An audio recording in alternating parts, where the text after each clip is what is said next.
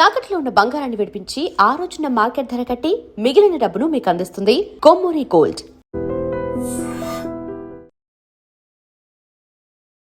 Sudden గా దేశ రాష్ట్ర రాజకీయాల్లో హడావిడి ఆరోపణలు విమర్శలు ఎందుకు కనిపిస్తున్నాయి?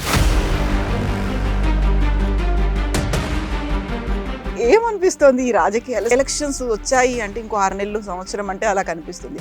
బట్ దేశవ్యాప్తంగా ఇప్పుడు మన దగ్గర ఎలక్షన్స్ రావడానికి టైం పడుతుంది. ఎందుకింత చేంజ్? ఒక రకంగా చెప్పాలంటే ప్రజాస్వామ్యానికి మంచిది కాదు.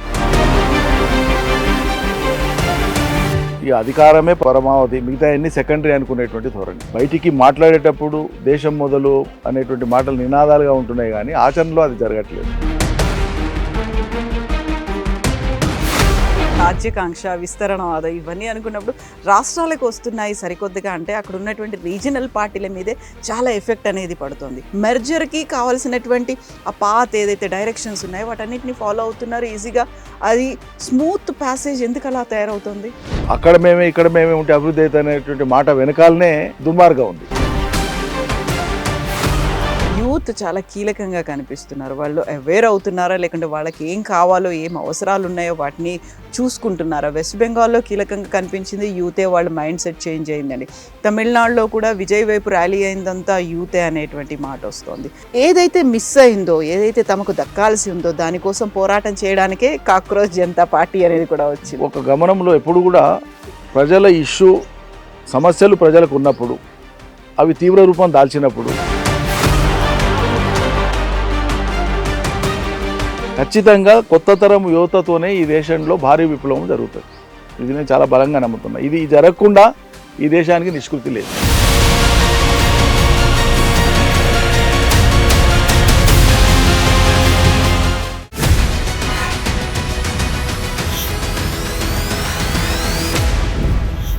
నమస్తే, welcome to I dream inside politics with Kavitha. సడన్గా దేశ రాష్ట్ర రాజకీయాల్లో హడావిడి ఆరోపణలు విమర్శలు ఎందుకు కనిపిస్తున్నాయి? 2 జాతీయ పార్టీలు వ్యూహాల్ని, సమీకరణాల్ని ఎందుకు చేంజ్ చేసుకుంటున్నాయి? ఆల్ ఆఫ్ సడన్గా ఒక ఎలక్షన్ వాతావరణం ఎందుకని దేశవ్యాప్తంగా మళ్ళీ కనిపిస్తోంది? రీజనల్ పార్టీస్ బతికి బట్ట కట్టే పరిస్థితి లేదా? బీజేపీ అన్నిటినీ తన వైపుకు ఆకర్షించుకుంటోందా? బోల్డ్ అని క్వశ్చన్స్ ఉన్నాయి, మాట్లాడుకుందాం. మనతో పాటుగా ఉన్నారు టీఆర్ఎస్ సీనియర్ లీడర్, మాజీ మంత్రి సింగిరెడ్డి నిరంజన్ రెడ్డి గారు. హలో అండి, నమస్తే. నమస్తే కవిత గారు. ఎండాకాలం అనుకుంటాం, ఎండాకాలాన్ని మించినటువంటి హాట్ పాలిటిక్స్ ఇప్పుడు కనిపిస్తున్నాయి. ఒక ఎక్స్టెండెడ్ ఎండాకాలమా అంటే దాన్ని మించి కూడా ఉంది. ఏమనిపిస్తోంది ఈ రాజకీయాలు సడన్గా ఇంత? యూజువల్గా మనకి ఎలక్షన్స్ వచ్చాయి అంటే ఇంకో 6 నెలలు సంవత్సరం అంటే అలా కనిపిస్తుంది. బట్ దేశవ్యాప్తంగా ఇప్పుడు మన దగ్గర ఎలక్షన్స్ రావడానికి టైం పడుతుంది. పార్లమెంట్ ఎలక్షన్స్కి ఉంది. ఎందుకింత చేంజ్? ఒక రకంగా చెప్పాలంటే ప్రజాస్వామ్యానికి మంచిది కాదు. ఇప్పుడు experimentation of democracy in India almost 52 నుంచి అనుకుంటే ఇప్పటికీ క్లోజ్ టు 75-76 ఇయర్స్. ఇంత కాలము, ఇన్ని దశాబ్దాల తర్వాత ప్రజాస్వామ్యం ఎక్కువ పరిణతి చెంది ఎక్కువగా ప్రజలు కేంద్రంగా మాత్రమే ఆలోచించేటువంటి విధానాల రూపకల్పన కావాలి, including political reforms within political parties and among the political system. మునుపటికి మించినటువంటి అపసవ్య ధోరణులు, పెడధోరణులు ప్రచరులుతున్నాయంటే దేశం గురించి, ప్రజాస్వామ్యం గురించి ఆలోచించేటువంటి వాళ్ళు చాలా మదనపడే పరిస్థితి. దీనికి హేతువు కారణం ఏంటంటే నేను అనుకోవడం, రాజకీయ పార్టీలు, ప్రధానంగా జాతీయ పార్టీలు, ఈ అధికారమే పరమావధి, మిగతా అన్ని సెకండరీ అనుకునేటువంటి ధోరణి. బయటికి మాట్లాడేటప్పుడు దేశం మొదలు అనేటువంటి మాటలు నినాదాలుగా ఉంటున్నాయి, కానీ ఆచరణలో అది జరగట్లేదు. నిజంగానే ప్రజలు హేతువుగా, ప్రజలు కేంద్ర బిందువుగా ఉన్నప్పుడు ఆ మేరకు ఆలోచించుకొని ముందరికి సాగేటప్పుడు ఇంత హడావిడితో అవసరం లేదు. ఇన్ని రాజకీయపరమైనటువంటి చర్యలు, ప్రతి చర్యలు అవసరం లేదు. ఈ మోతాదు విద్వేషము, ఇప్పుడు విమర్శకు విద్వేషానికి, విమర్శకు తిట్ల పురాణానికి తేడా లేకుండా పోయింది. ఆ విభజన రేఖనే లేదు. అంటే కొత్త తరం వాళ్ళు విమర్శ అంటే తిట్టుకోవడమే అనేటువంటి ఒక భావన వ్యాపించేటట్లు వాతావరణం స్థిరపడ్డది. దీనికి మరి గతంలో ఏలిన కాంగ్రెస్ కానీ, ఇప్పుడు ఏలుతున్నటువంటి బీజేపీ కానీ, ఎన్డీఏ కూటమి కానీ ప్రధాన పాత్రధారులు వీళ్ళే. నిజంగా ఒక రకంగా మీరు చూస్తే సుదీర్ఘంగా ప్రాంతీయ పార్టీలు పరిపాలన చేసినటువంటి ప్రాంతాలలో, ఆయా రాష్ట్రాలలో ఈ పెడధోరణులు ఇంత తీవ్రంగా లేవు. పెడధోరణులు లేవని నేను అనను, కానీ ఇంత తీవ్రంగా లేవు. జాతికి బాధ్యత వహించేటువంటి జాతీయ పార్టీలు నిజంగా బాధ్యత పోషిస్తున్నాం అనుకుంటే చాలా సంయమనంగా విమర్శలు ఉండాలి. అందుకే ఈ హడావిడి అంతా దేనికంటే ఇప్పుడు కాదప్పుడు ఇక్కడ వచ్చింది అధికారం, ఇక్కడ రావాలి, అక్కడ రావాలి, అక్కడ రావాలి, ఇక్కడ రావాలి, మొత్తం అంటే ఈ విస్తరణవాద కాంక్ష ఏదైతే ఉందో మధ్యలో రాజ్యాకాంక్షనే తెలియజేస్తుంది తప్ప అది ప్రజావాంఛితమైనటువంటి వాతావరణం కాదు. సో ఇప్పుడు మీరు అన్న రాజ్యాకాంక్ష, విస్తరణవాదం ఇవన్నీ అనుకున్నప్పుడు రాష్ట్రాలకు వస్తున్నాయి సరికొద్దిగా అంటే అక్కడ ఉన్నటువంటి రీజనల్ పార్టీల మీదే చాలా ఎఫెక్ట్ అనేది పడుతుంది. వెరీ రీసెంట్గా వెస్ట్ బెంగాల్ ఎలక్షన్స్ తీసుకుంటే ఇప్పుడు అక్కడ బీజేపీ ఎంటర్ అయిపోయింది. కొన్ని దశాబ్దాల తర్వాత అక్కడ ఉన్నటువంటి పార్టీలన్నీ పోయాయి, బీజేపీ ఎంటర్ అయింది అనుకున్నప్పుడు సరికొత్తగా టీఎంసీకి చెందినటువంటి ఎమ్మెల్యేలు అక్కడ రెబెల్ అవుతున్నారు. అట్ ద సేమ్ టైం ఒక 20 మంది దాకా ఎంపీలు, ఆల్మోస్ట్ వాళ్ళకి 40 వరకు ఎంపీలు ఉంటే 20 మంది దాకా బీజేపీలో జాయిన్ అవ్వడానికే చూస్తున్నారు. మెర్జర్కి కావాల్సినటువంటి ఆ పాత్ ఏదైతే డైరెక్షన్స్ ఉన్నాయో వాటన్నిటిని ఫాలో అవుతున్నారు ఈజీగా. అది స్మూత్ ప్యాసేజ్ ఎందుకు అలా తయారవుతుంది? అంటే దేశంలో ఒక వింత పోకడైతే అది వాంఛితమైంది కాదు. నిజంగానే దేశం యొక్క స్వరూపాన్ని, ఇక్కడ ఉండే రాజ్యాంగ స్ఫూర్తిని కరెక్ట్గా అర్థం చేసుకొని పరిపాలన చేయాలనుకున్నప్పుడు రాష్ట్రాలు వాటికి ఉండేటువంటి వాటి మనుగడ అవి సాగించేటట్లుగా దోహదపడాలి కేంద్రం ఎప్పుడైనా. అది ఆరోగ్యకరమైనటువంటి పరిస్థితి. ఎందుకంటే భిన్న సంస్కృతులు, భిన్న భాషలు, భిన్న ఆచార వ్యవహారాలతో కూడినటువంటి ఒక సమైక్య దేశం ఇది. ప్రాంతీయంగా లోకలైజ్డ్గా ఎవరి ప్రాధాన్యతలు వాళ్ళకు ఉంటాయి. అందుకోసమే కదా ఈ ఫెడరల్ స్ట్రక్చర్లో బాధ్యతలకు సంబంధించి, పాలనకు సంబంధించి రాజ్యాంగపరంగానే కేంద్రం యొక్క బాధ్యతలు, రాష్ట్రాల యొక్క బాధ్యతలు చాలా లోతు అధ్యయనం చేసి నిర్వచింపబడినాయి. వాటిని అమలు చేయకుండా మేము మొత్తం బుల్డోజ్ చేసేస్తాం అనేటువంటి విధంగా మాట్లాడుతున్నారు. అక్కడ మేమే ఇక్కడ మేమే ఉంటే అభివృద్ధి అవుతుంది అనేటువంటి మాట వెనకాలనే దుర్మార్గం ఉంది. డబుల్ ఇంజన్ సర్కార్. అది రాజ్యాంగ స్ఫూర్తికి విరుద్ధం అండి. ఇప్పుడు రాజ్యాంగ రక్షణ రాష్ట్రాల యొక్క ఫెడరల్ వ్యవస్థని కాపాడడం. ఆ ఫెడరలిజం మీద నమ్మకమే లేకుండా మేము ఉంటేనే ఉంటుంది అంటే మీరు రాష్ట్రాల యొక్క ఉనికిని ప్రశ్నిస్తున్నట్లు, అంతే కదా. అవును, రాష్ట్రాల ఉనికిని ప్రశ్నించడం అంటే ఏంది? భౌగోళికంగా ఒక ప్రాంతం యొక్క ఉనికిని ప్రశ్నించడం కాదు. అక్కడ ఉండేటువంటి ఆ ప్రజల యొక్క మనోభావాలు, భాష, సంస్కృతి, ఆచార వ్యవహారాలు, వాళ్ళ చరిత్ర, వీటన్నింటిని కూడా మరుగున పడేసి ఏవి కాదు అని చెప్పి మీకు నచ్చింది ఇంపోజ్ చేయడం అనేటువంటిది దాని వెనుక ఉండేటువంటి అర్థం అంతిమంగా. ఇది ఎట్లా సరైన ధోరణి అవుతుంది? దేశం శాంతియుతంగా పురోగమనం వైపు ప్రయాణం చేసి అభివృద్ధి సాధించాలంటే అన్ని ప్రాంతీయ పార్టీలు లేదా అన్ని ప్రాంతాలు ప్రజలు రేపు ఇంకెక్కువ మెచ్యూరిటీ వచ్చి వాళ్ళు కోరుకొని ప్రతి రాష్ట్రంలో ప్రజలే ఒక్కటే జాతీయ పార్టీ ఉండాలి లేదా రెండే జాతీయ పార్టీలు నిర్ణయం తీసుకుంటే అంతిమంగా ప్రజల ఇష్టం అది. కానీ మీరు బుల్డోజ్ చేయడం ఏంది, ఇంపోజ్ చేయడం ఏంది? ఇప్పుడు తమిళనాడు ఉంది, సరే ప్రజాస్వామ్యం, ఎన్నికల ప్రక్రియ, అనేక అవకతవకలు జరిగినాయి. కేంద్ర ఎన్నికల సంఘం నుంచి కింది దాకా అంతా కూడా బలప్రయోగమే జరిగిందనేటువంటి విమర్శలు ఉన్నాయి. అక్కడ ఇప్పుడు అర్జెంటుగా ఎంపీలు మారకపోతేనంటే ఇప్పుడు ఉండే కేంద్ర ప్రభుత్వానికి ఏమన్నా ఆపద వచ్చిందా? కాకపోతే సరికొత్తగా ఇప్పుడు మళ్ళీ ఉమెన్ రిజర్వేషన్ బిల్లు, లేకుంటే పునర్విభజనకి సంబంధించి వాటికి మద్దతు కావాలి. మద్దతు అక్కడ తక్కువ ఉంది రాజ్యసభలో కూడా. మరి ఇదే ప్రయత్నం గత ఎన్నికల కంటే ముందే చేసి ఉంటే అయిపోయేది కదా, ఎందుకు చేయలేదు? అంటే చారిత్రకంగా ఆయా ప్రాంతాలకు ఉండే ప్రాధాన్యతల్ని విస్మరించడం మూలంగానే ఆ ఫలితాలు వచ్చినాయి. ఇప్పుడు కాంగ్రెస్ లాంటి పార్టీ స్వతంత్రం తెచ్చినామని చెప్పుకునేటువంటి పార్టీ కూడా బెంగాల్లో సుదీర్ఘకాలం పరిపాలన చేయలేకపోయింది. తొలినాళ్లలో తప్పిస్తే ఆ తర్వాత బెంగాల్లో అవకాశమే లేకుండా పోయింది కాంగ్రెస్కి. లెఫ్ట్ ఫ్రంట్ కూటమి, సిపిఎం పార్టీ వాళ్ళు సుదీర్ఘకాలం వాళ్ళు చేశారు. తర్వాత 3 టర్ములు మమతా చేసినారు. ఇప్పుడు మొదటిసారి బీజేపీకి వచ్చింది. అంటే అక్కడ మనకు కనిపించే ఒక వెలితి ఏంటంటే ఆ రాష్ట్రానికి సంబంధించినటువంటి వాళ్ళ స్వీయ అస్తిత్వం అనండి, లేకుంటే ఆ బెంగాలీలకు సంబంధించినటువంటి ఉనికి అనండి, ప్రాంతీయ భావం అనండి దేశంలో ఉంటూనే. ఇప్పుడు భారతదేశ స్వతంత్రం కోసం జరిగినటువంటి పోరాటంలో బెంగాలీల పాత్ర మరవలింది కదా. భారతదేశంలో వచ్చినటువంటి సంస్కరణ ఉద్యమాలలో ఆద్యులు బెంగాలీలు కదా, సాహిత్యంలో బెంగాలీలు కదా, నోబెల్ బహుమతి వచ్చింది బెంగాల్ కదా. సో వాళ్ళు they are integral part of India more than anybody else. ఈ దేశంలో మిగతా ఎవరికంటే కూడా వాళ్ళు దేశభక్తిలో తక్కువ కాదు.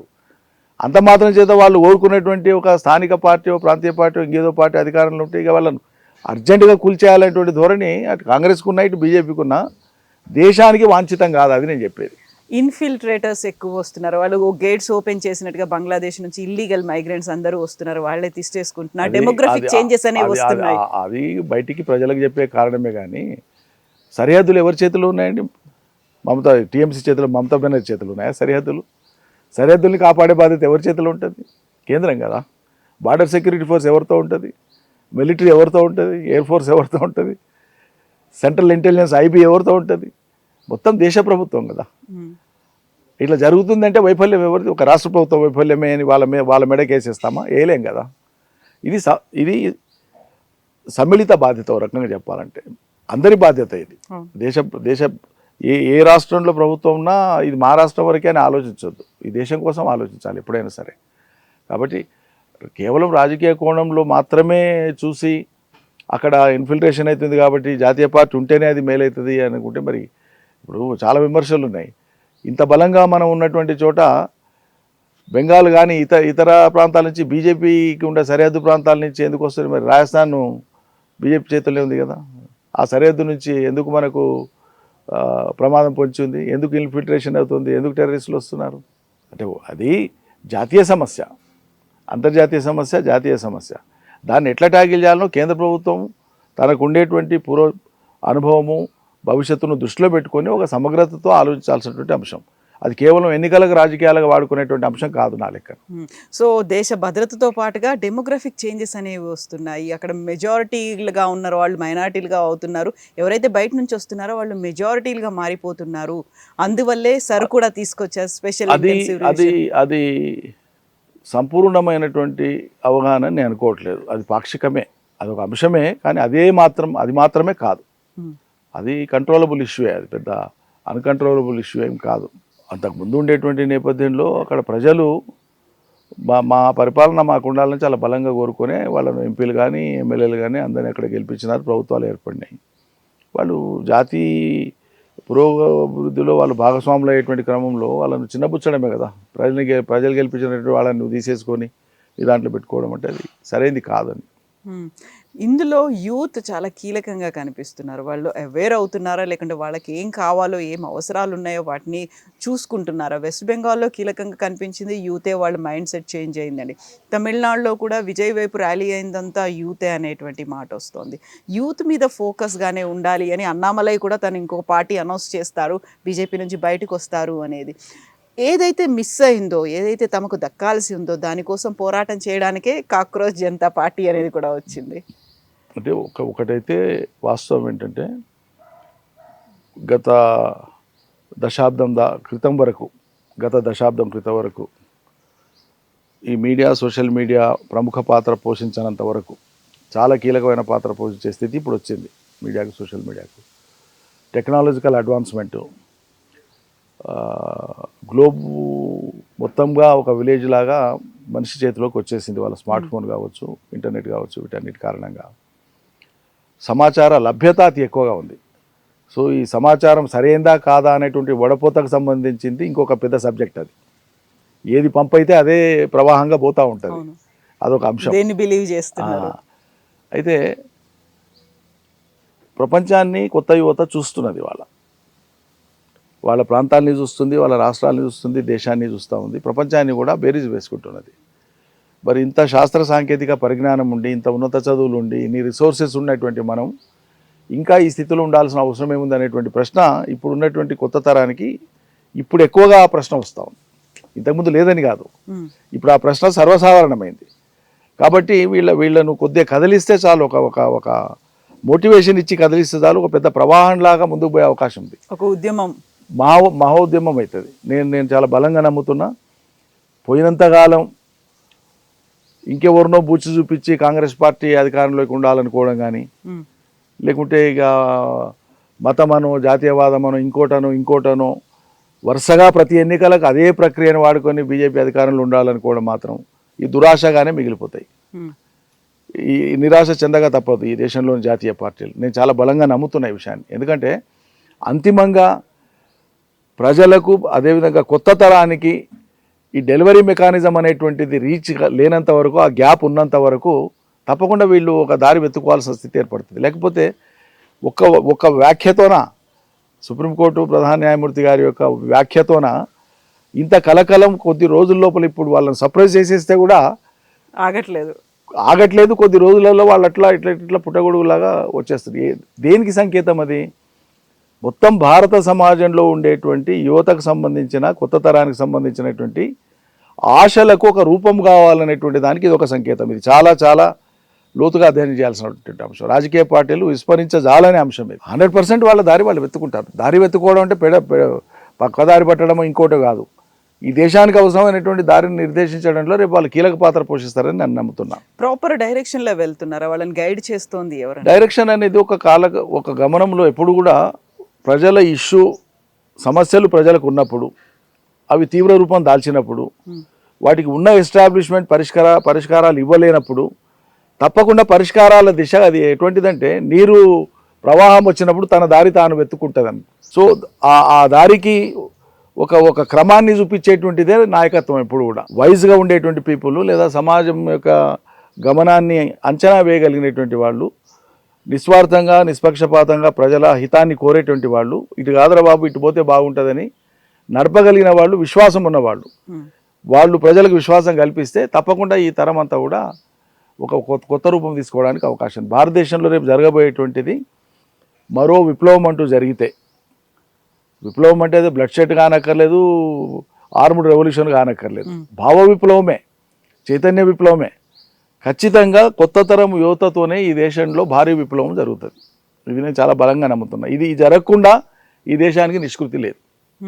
ఈ సాంప్రదాయ పార్టీలు, సాంప్రదాయ రాజకీయాలు ఇక వయసు మళ్ళిందాకా కూడా తామే పాత్ర పోషించాలనేది కొత్త తరం ఇష్టపడతలేదు.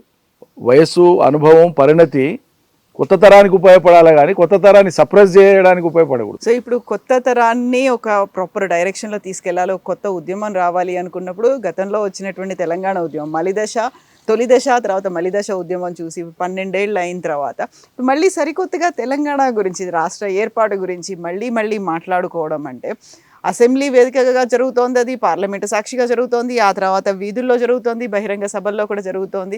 తెలంగాణ రాష్ట్ర ఏర్పాటు ప్రాపర్గా జరగలేదు అనే దాంతో పాటుగా ప్రాంతీయవాదం ఉందా అనేటువంటి ఒక మాట కూడా. అంటే తెలంగాణ గురించి, తెలంగాణ ప్రజల జీవన స్థితిగతుల గురించి, వాళ్లకు జరగాల్సిన మేలు గురించి, వాళ్ళు తలపెట్టిన మార్పు గురించి తెలంగాణ ప్రజలు ఆలోచించుకుంటారు. తెలంగాణ ప్రజలకు ఏదైనా వెళ్తే అనిపిస్తే వాళ్ళే చెప్తారు. దీని మీద తీర్పులు ఇవ్వడానికో, దీని మీద విశ్లేషణ చేయడానికో తెలంగాణను వ్యతిరేకించినటువంటి వాళ్ళకి ఆ నైతికత లేదు, ఆ హక్కు లేదు. అట్లా వాళ్ళు ఆలోచిస్తే కూడా వాళ్ళ మూర్ఖత్వం అది. మీరు బాగుండాలని నేను కోరుకుంటా కానీ మీరు ఎట్లా బాగుండడానికి నేను ప్రణాళిక వేయాల్సిన అవసరం లేదు. మీ కాపురం మీకు తెలుసు ఎట్లా బాగుండాలో. సో అస్తిత్వవాదమా, ప్రాంతీయవాదమా, లేకుంటే ఆత్మగౌరవమా? తెలంగాణ అంటే ఎట్లా చూస్తారు మీరు? అస్తిత్వవాదమే, ఆత్మాభిమానంతో కూడిన అస్తిత్వవాదం తెలంగాణ. ఇది ఎప్పుడూ ప్రాంతీయవాదం కాదు. ఎందుకంటే ఇది ప్రాంతం కాదు. ఎప్పుడు తెలంగాణ ప్రాంతీయవాదం ఎన్నడూ కాదు. ఎందుకంటే తెలంగాణ ఇది ఇది ఇది ఇది ఒక సర్వస్వతంత్రమైనటువంటి ఒక సంస్థానం అన్నాడు. బ్రిటిష్ వాళ్ళ చేతిలో లేము, ఇంకెవరి చేతిలో లేము.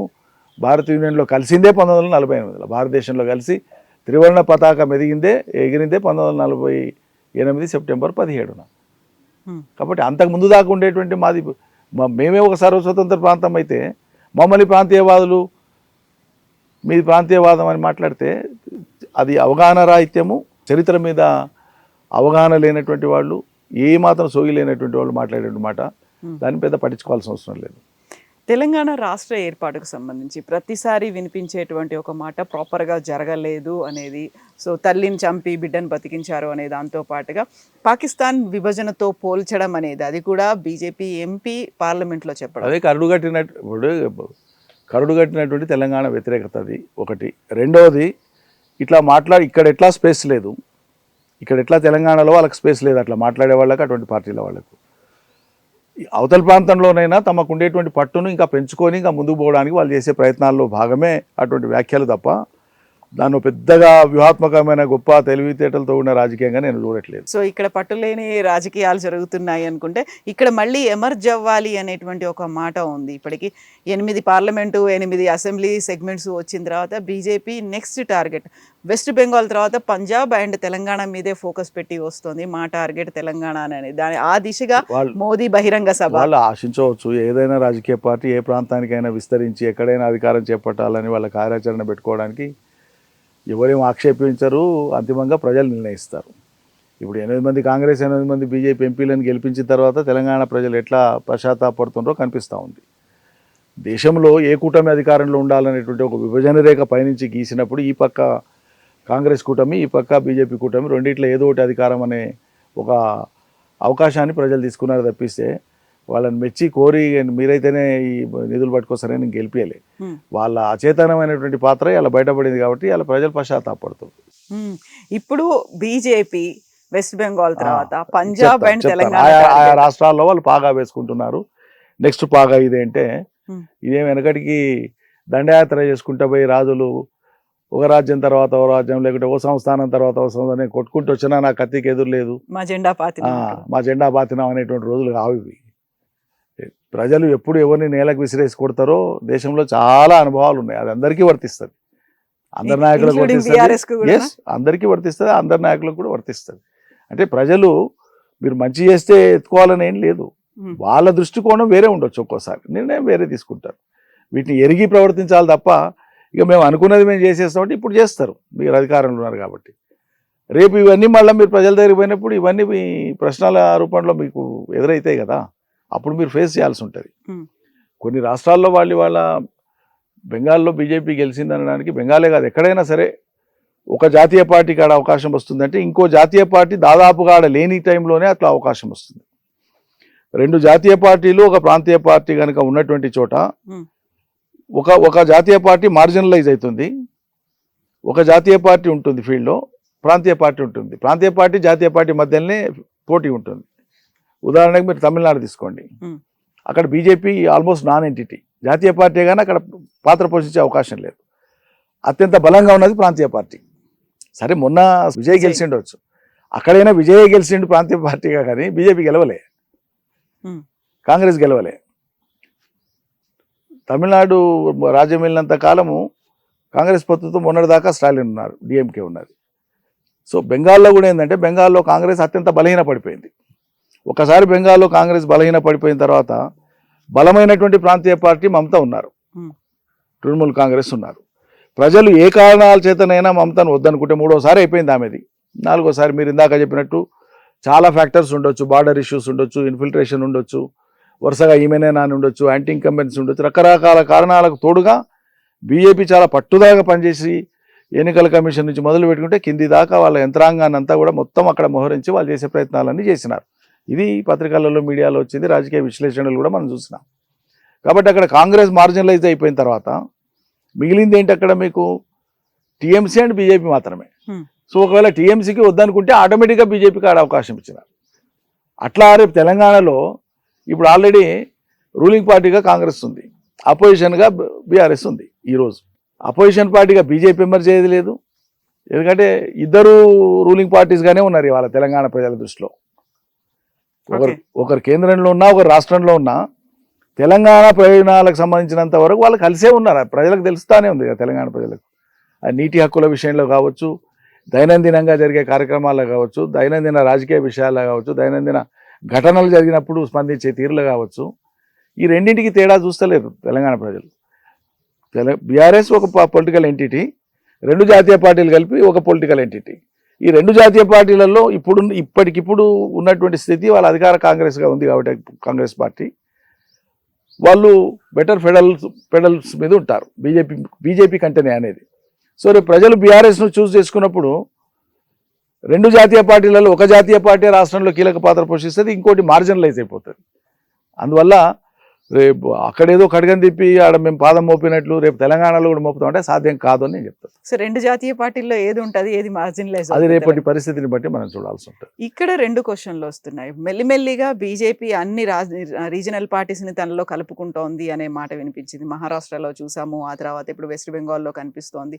అన్నిటిని తనలో కలుపుకుంటోంది అనుకున్నప్పుడు ఇక్కడ కూడా అదే ప్రయత్నం చేయబోతోంది అనేటువంటి ఒక అనాలిసిస్లు వినిపిస్తున్నాయి. At the same time regional party అంత స్ట్రాంగ్గా బీఆర్ఎస్ పార్టీ ఉండబోతోందా, నెక్స్ట్ గవర్నమెంట్ ఎలా వస్తుంది అనేది దాంతోపాటు కేటీఆర్ వెరీ రీసెంట్గా చెప్పారు 90 సీట్లు మాకే వస్తాయి, మేమే వస్తామని. అంత స్ట్రాంగ్గా మీరు ఎట్లా చెప్తున్నారు? ఎందుకంటే ఒకవైపు ఒక థ్రెట్ అనేది కనిపిస్తుంది, ఒకవైపు ఏమో డౌట్ఫుల్నెస్ అనేది ఉంది అని. నేను ఏమంటానంటే మీరు రాష్ట్రం ఏర్పడిన కొత్తలో 2014లో తీసుకో, ఆ రోజు సరే అంతకు ముందున్న నేపథ్యంలో అపాయింటెడ్ డేట్ను ముందుకు జరిపితే మాకు రాజ్యం కంటే కూడా ముఖ్యము, తెలంగాణ ముఖ్యం అని చెప్పి కేసీఆర్ ప్రకటించినారు. కాంగ్రెస్ ఎందుకో తక్కువ అంచనా వేసి చులకన చేసి నిర్లక్ష్యం చేసింది. ఇక వాళ్ళు ఎట్లా అంటే ఒకసారి తెలంగాణ ప్రకటించి ఇచ్చేసినాక కేసీఆర్ ఇంటికాడ ఎవరు ఉంటారా, కాకి కూడా వాళ్ళదు, ఇగ కూడా వాళ్ళదు, మొత్తం మేమే ఉంటామని కాంగ్రెస్ వాళ్ళు చాలా అవహేళన పూర్వక వ్యాఖ్యలు చేసినారు.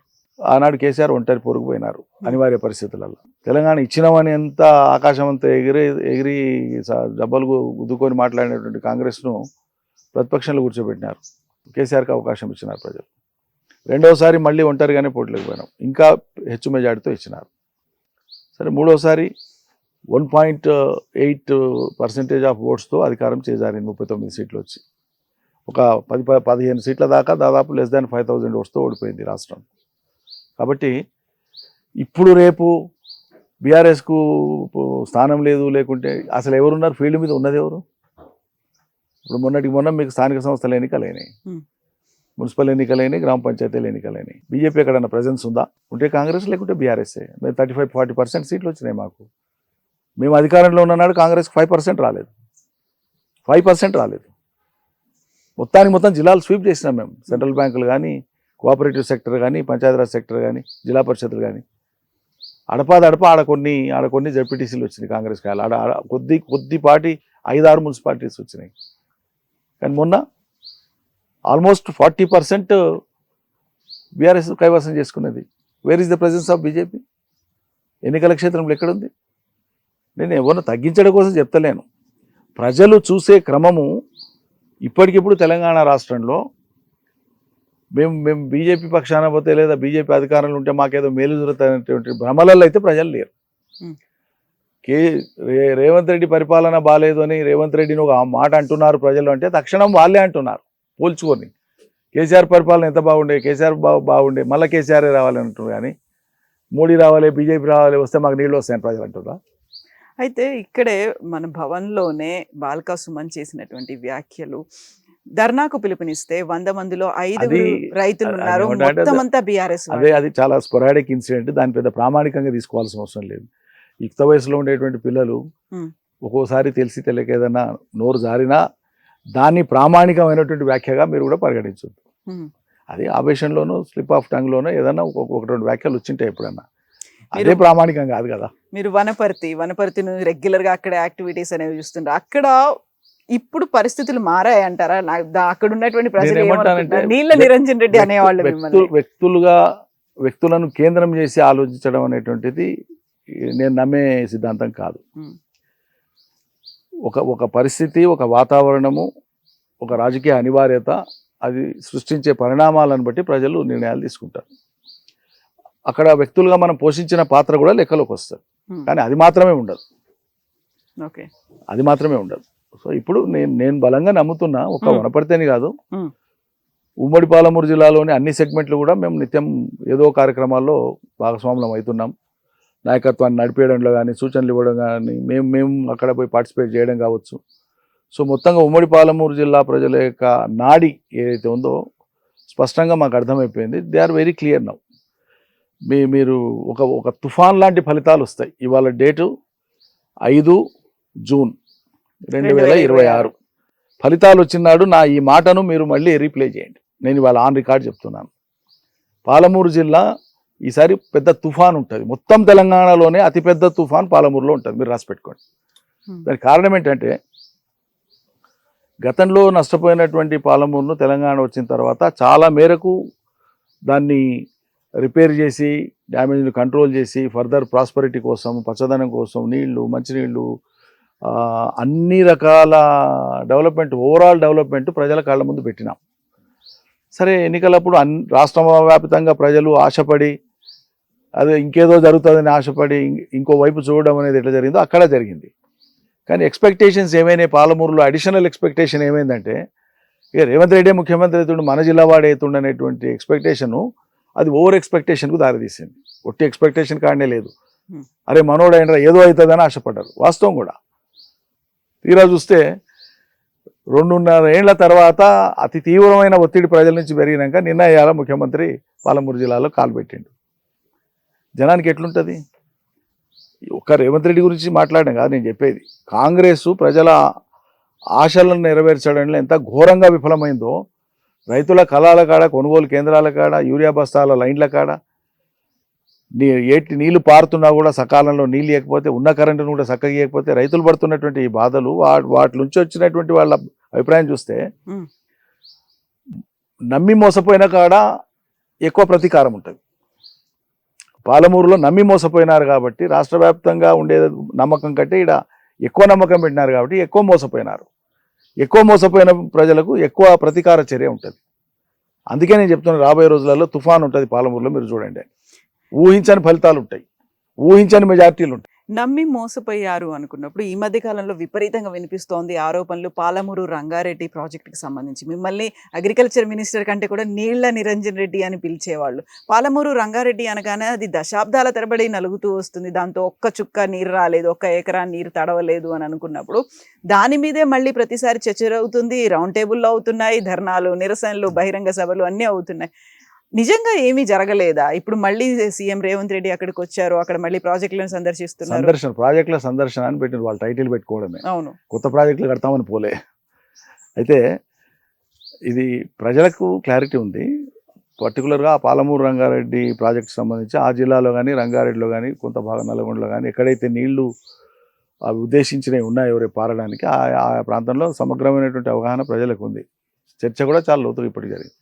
ఇప్పుడు ఆ ప్రాజెక్టుకు మనం శంకుస్థాపన చేసిందే 2015 జూన్లో. 2015 జూన్ 11వ తారీఖు మనం మొదలుపెట్టినాము. చాలా భారీ ప్రాజెక్టు కేసీఆర్ చేతుల మీదుగా ప్రారంభమైంది. ఆయన ఆలోచన అది, ఆయన మానసపుత్రిక అది. అంటే సువిశాలమైనటువంటి జిల్లా, 35 లక్షల ఎకరాల సాగుకు యోగ్యమైనటువంటి భూమి ఉన్నటువంటి జిల్లా.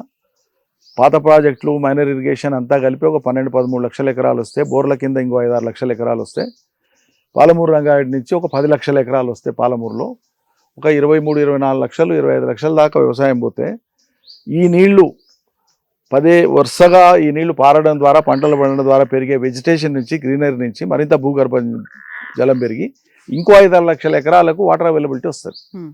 ఇది కాన్సెప్ట్. ఈ ఫలితాలు ఈ దిశగా వచ్చినాయి. పాలమూరు రంగారెడ్డిని మనం మొదలుపెట్టి పూర్తి చేసుకుందాం అనుకునే లోపలనే వీళ్ళు ఎన్నో రకాల కేసులు వేసినారు. భూసేకరణకు అడ్డం పడ్డారు, ప్రాజెక్టు పనులకు అంతరాయం కల్పించినారు, గ్రీన్ ట్రిబ్యునల్ పోయినారు, పర్యావరణ కేంద్రానికి పోయినారు, తర్వాత కేంద్ర ప్రభుత్వం దగ్గర ఆంధ్రోళతోనే కేసులు వేయించినారు, సుప్రీంకోర్టులో కేసులు వేయించినారు, హైకోర్టులో కేసులు వేయించినారు, కలిసి పనిచేసినారు. ఆ ప్రాజెక్టుకు అవసరమైనటువంటి మొత్తం భూసేకరణ 27,165 ఎకరాలు. మేము 27,000 ఎకరాలు చేసేసినాం, కంప్లీటెడ్. భూసేకరణ ఆల్మోస్ట్ లేదు, మిగిలింది అంతా 100-150 ఎకరాలు మాత్రమే. 27,000 ఎకరాల భూసేకరణ చేసినాం. 5 రిజర్వాయర్లు కట్టినాం. 5వ రిజర్వాయర్ ఉద్దండాపూర్ లేటుగా కట్టినాం, అక్కడ భూసేకరణ సమస్య ఉన్నది. 4 పంపింగ్ స్టేషన్లు ఉంటాయి మొత్తం ప్రాజెక్టులో. 4 పంపింగ్ స్టేషన్లు, surge pool, electro mechanical works, high tension power lines మొత్తం కంప్లీట్ చేసినాం. కొద్దిగా మిగిలినటువంటివి ఒక పంపింగ్ స్టేషన్ నుంచి ఇంకో పంపింగ్ స్టేషన్ వచ్చే వరకు కొంత టనల్ ఉంటుంది, కొంత ఓపెన్ కెనాల్ ఉంటుంది. ఇట్లా ప్రతి రిజర్వాయర్ కాడికి ఉండేటువంటి ఈ సిస్టమ్ ఇట్లా ఎక్కుతుంది. అన్ని పనులు కంప్లీట్ చేసినాం. కొద్దిగా అక్కడక్కడ ప్యాచ్ వర్కులు మిగిలినాయి.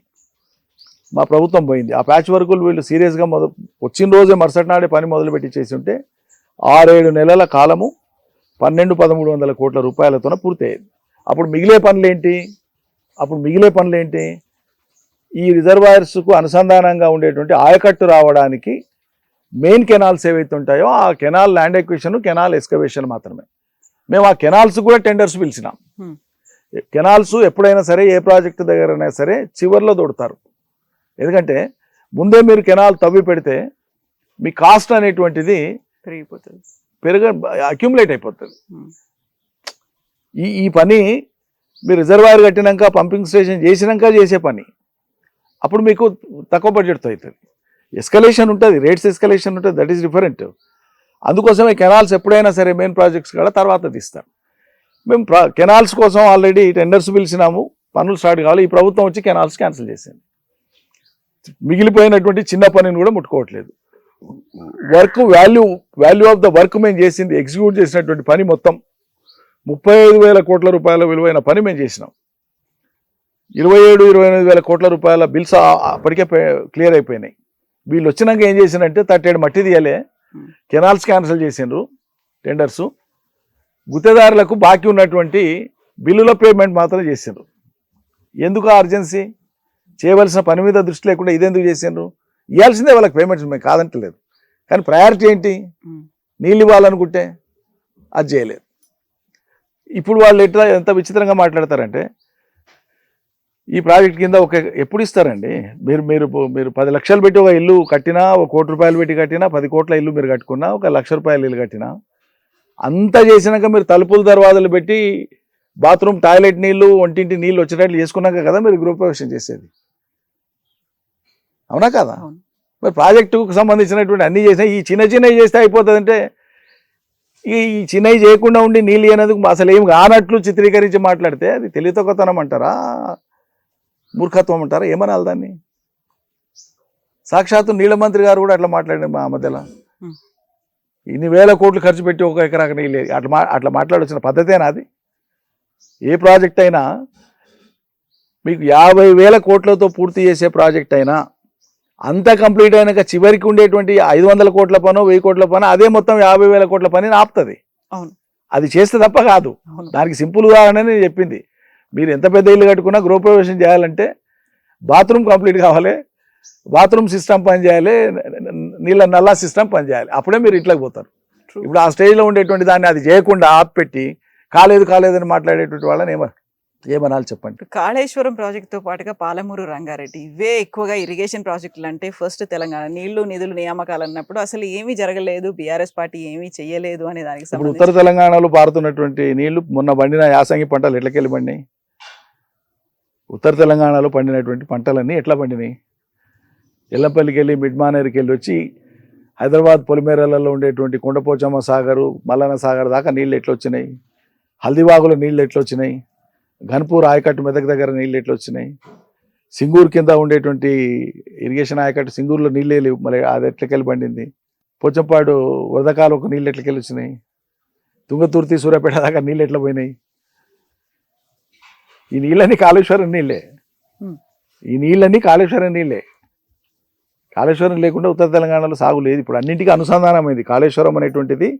టోటల్ ఉత్తర తెలంగాణ నీటిపారుదల వ్యవస్థ మొత్తానికి అనుసంధానమైన ప్రాజెక్టు కాళేశ్వరం. ఇప్పుడు చేయాల్సిన పోరాటాలు చాలా ఉన్నాయి, ఇవన్నీ కూడా ప్రజా సమస్యలు, వీటన్నిటి మీద ముందుకెళ్లాల్సినటువంటి అవసరం అయితే ఉంది. వీటన్నిటి గురించి కేసీఆర్ ఏదైనా మాట్లాడతారనుకుంటే 12 ఏళ్ళు అయింది ఇప్పుడు తెలంగాణ రాష్ట్రం కవిత గారు, నేను ఏమంటున్నానంటే, ఒక రాజకీయ పార్టీ అనేటువంటిది ఇట్స్ ఎ పొలిటికల్ ఇన్స్టిట్యూషన్. ఒక రాజకీయ పార్టీ ఒక ఇన్స్టిట్యూషన్ లాగా, ఒక వ్యవస్థలాగా పనిచేయాలి. అదే నిజమైన రాజకీయ పార్టీ. అధినాయకులు ఉంటారు, పార్టీకి మార్గదర్శనం చేస్తారు, ఏ పార్టీకైనా. ఇప్పుడు కాంగ్రెస్కు సోనియా గాంధీ అధినాయకురాలు. నిత్యం ఆమె వివిధ రాష్ట్రాలు తిరుగుతూ ఉందా? మొన్న తమిళనాడు ఎన్నికలు వచ్చిన ఆమె వచ్చిందా?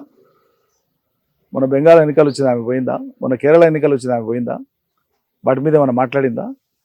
ఎవరి పార్టీకి వాళ్ళకి అధినాయకురాళ్ళు ఉంటారు, వాళ్ళ పార్టీ వ్యవస్థ ఉంటుంది, మార్గదర్శనం చేస్తారు. సందర్భం వచ్చినప్పుడే మాట్లాడతారు. ఏం మాట్లాడాలనో ఎప్పుడు మాట్లాడాలనో కేసీఆర్కి తెలుసు. ఇక ఎవరో పిలిచి మీడియా వాళ్ళు, లేకుంటే అధికార పక్షమో లేకుంటే విపక్షమో ఏమాయని తొందర పెడితే కేసీఆర్ రాడు కదా. కేసీఆర్ ఎప్పుడు